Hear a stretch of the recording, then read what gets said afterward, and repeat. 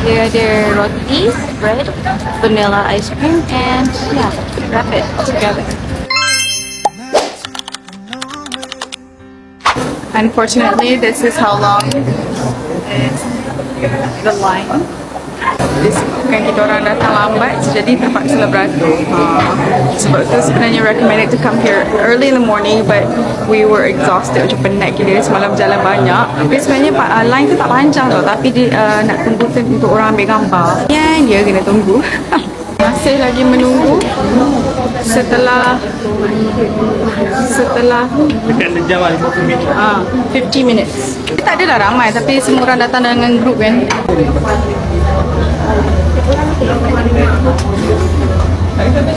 Okay, so kita orang nak pergi Paragon. Dah habis dah ambil gambar. Now nak pergi Paragon Mall. Nak naik bus. Kalau korang naik bus, tak ada easy link card tu. Korang kena guna credit card je. Lepas tu just tap in, tap out. Untuk adults dengan kids, different prices. Depends on where you're going. Okay, kita orang dah got off after 3 stops. Now we have to walk down for about 6 minutes to Paragon Mall.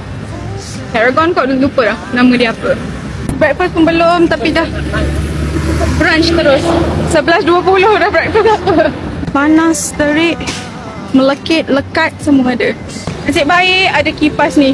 Kipas ni memang sangat-sangat membantu. Bateri dia tahan lama gila. Crossing the road. Zayn pun guna kipas. Ni energy. Oh, he's alright. He's hungry. I think we are at Paragon Mall. Is it Paragon Mall? Saya memang sebut je. Jom masuk. Yang penting kita cari tempat makan dulu. Okay, tak ada banyak choice. Ada satu je halal food kat dalam tu macam western. Macam tak rasa nak makan western. So, continue walking to our planned destination. Uncle, panas lah uncle. Malah cian dia.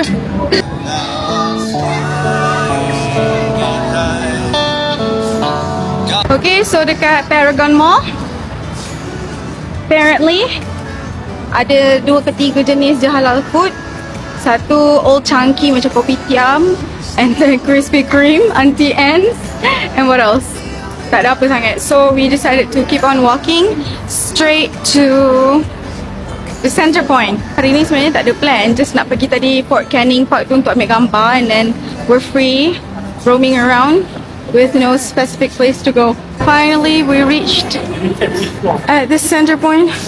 Okay, kalau korang ada dekat Center Point Orchid Road, boleh cari Monster Planet. It's a Japanese restaurant yang ada certified halal. So, kami dah lapar, memang tak makan seharian kecuali chickpeas je. They are hungry. Finally, mommy took beef, Ayang took cheese, daddy took chicken doot. We're going looking for ice cream doot, like ice cream. And then we will be heading back home. And ice cream, that's the name. Okay, we going to the famous Uncle Ice Cream at Singapore. Yeah, sudah ada queue, but tak banyak. Kita tunggu sekejap. Dalam kepanasan, perut dah kenyang.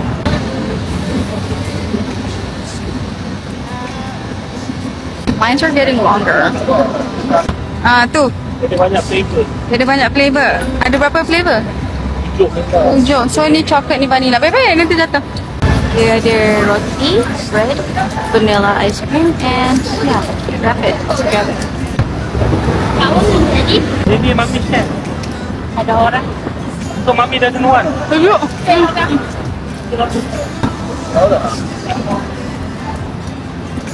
Macam biasa rasa je. Macam kalau korang jumpa mamak yang jual roti macam tu, letak ice cream. Yang tu boleh lagi 3 perisa. 3 perisa kan selalunya kita ambil? 2 ke 3. 2 ke 3 perisa. But this one, tapi roti dia lain lah. Roti dia lembut. Roti dia sedap. Alah-alah, kalau dah sampai sini korang beratur je beli. We going to Oak Street, no? Street pula. Orchid stand. Orchid Kita orang nak stand. balik dah. Balik bas ni. Sekejap. Naik bas 65 straight terus Tekka Place. Ni macam Times Square, Singapore.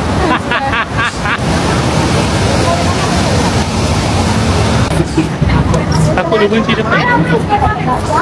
Baik.